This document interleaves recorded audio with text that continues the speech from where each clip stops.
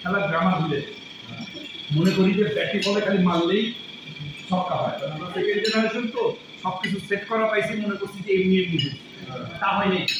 Basically garments industry এসে flourish করছে কি কারণ? What was the basic cutting and making, ওই জায়গাটাই আমার এক্সপার্টিস ছিল।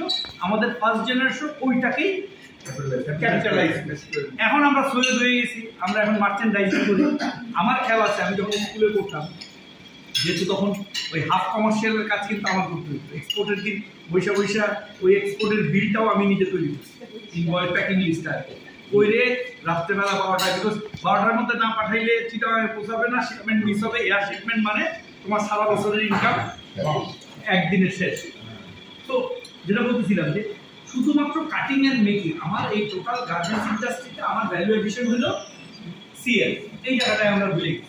যার ফলে আমরা অনেক এক্সপোর্ট করতেছি, কিন্তু ফার্স্ট জেনারেশনে আমাদের যারা ওয়েলথ অ্যাকুমুলেট করছে তারা এক ডজন, আমার মনে আছে যে 340 348 এর কোটার প্রাইস ছিল $48, 42 to 48। তো এক ডজন এক্সপোর্ট করলে কত টাকা পাই? এখানে তো এখন এক ডজন না, 100 এক্সপোর্ট করলে ওই পরিমাণ টাকা পাই। বা এখন সিএম কত? $12, $13, $14। আর তখন ছিল হইলো মানে যে বেসিক শার্টে $42। আমার এখন প্রাইসটাই খেয়াল আছে, $42। আমি কথা বলতেছি অ্যাবাউট 88-89, $42 বেসিক শার্ট। এবং আমরা কিচ্ছু মার্চেন্ডাইজিং শব্দই জানতাম, সব বায়ার লাইনা ফ্যাক্টরিতে দিয়ে দিত লেভেল পর্যন্ত। আমি 92-তে যখন বিদেশ থেকে আসলাম একবার, আমার তাইওয়ানিজ ফ্রেন্ড বললো যে